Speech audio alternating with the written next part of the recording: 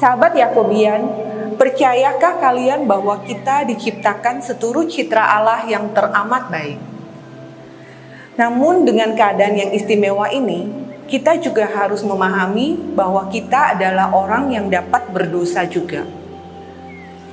Ketika menyadari bahwa kita adalah manusia yang dapat jatuh ke dalam dosa, saya selalu teringat akan kisah Yesus dan seorang perempuan yang berzina.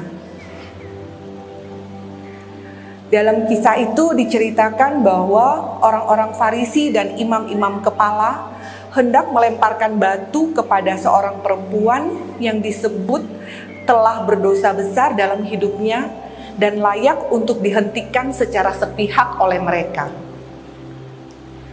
Dalam keseharian kita, terkadang kita juga seringkali menghakimi sesama secara sepihak. Seakan-akan hanya kitalah orang yang paling baik, paling benar, dan paling bijak. Kita seakan-akan senang dan bahagia ketika melihat orang lain berdosa, agar kita dapat merasakan diri kita sebagai sosok yang superior. Sebagai contoh, ketika kita melihat teman kita salah dalam menjawab pertanyaan dari guru, atau melihat rekan kita lalai dalam pekerjaan yang kita anggap sepele, akan mudah sekali kita mengatakan, begitu aja nggak bisa. Atau ketika kita melihat orang lain yang dalam kesusahan atau hidupnya dalam kesesakan, dengan mudahnya kita langsung berucap, rasain, itu karma, siapa suruh dulu jahat kepada saya. Sahabat Yakobian, sadarkah kita bahwa kita akhirnya akan menjadi sama dengan orang-orang Farisi di kisah tadi, ketika kita, saya dan kamu terlena dan menganggap diri sendiri sebagai orang yang bebas dari dosa. Kita sering menghakimi dan berusaha membunuh orang lain dengan pikiran dan perkataan kita. Sahabat Yakobian, tanpa kita sadari, ternyata kita juga sering menghakimi diri sendiri. Seringkali kita ada dalam situasi yang sulit dan kita cenderung menyalahkan diri sendiri, merasa diri tidak pandai, merasa diri tidak berguna, atau pernyataan-pernyataan serupa yang cenderung memojokkan diri kita sendiri. Padahal, walaupun diciptakan seturut citra Allah, kita bukanlah makhluk yang sempurna. Namun, dalam ketidaksempurnaan itulah Tuhan hadir dengan kasih-Nya untuk menyempurnakan kita. Yesus sendiri yang merupakan manusia tanpa dosa, tetap dibenci oleh orang.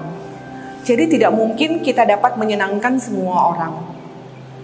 Dan penghakiman akan ketidakmampuan diri sendiri akan menjadi tirai yang membuat kita tidak dapat merasakan betapa utuhnya kasih Allah. Sahabat Yakobian, ingatkah kita akan hukum kasih yang kedua, yaitu kasihilah sesamamu seperti engkau mengasihi diri sendiri. Mengasihi diri sendiri merupakan syarat utama agar kita dapat menyebarkan cinta kasih Allah kepada sesama. Kalau suatu saat kita mulai merasakan diri sendiri, menyalahkan diri sendiri, merasakan ketidakmampuan kita, marilah kita mengingat akhir dari kisah perempuan yang berzina tadi. Yesus bangkit, berdiri dan berkata kepadanya, "Hai perempuan, di manakah mereka? Tidak adakah seorang yang menghukum engkau? Aku pun tidak akan menghukum engkau." Akhirnya sahabat Yakobian, marilah kita berhenti menghakimi orang lain dan diri kita sendiri menggunakan takaran pribadi. Marilah kita menjalani hidup kita beriringan dengan rahmat Tuhan agar kita selalu layak di hadapan-Nya. Seperti kata Yesus kepada perempuan dalam kisah tadi, "Pergilah dan janganlah berbuat dosa lagi." Maka marilah kita melanjutkan karya perutusan kita dalam usaha terus-menerus untuk meraih kesempurnaan hidup. Amin.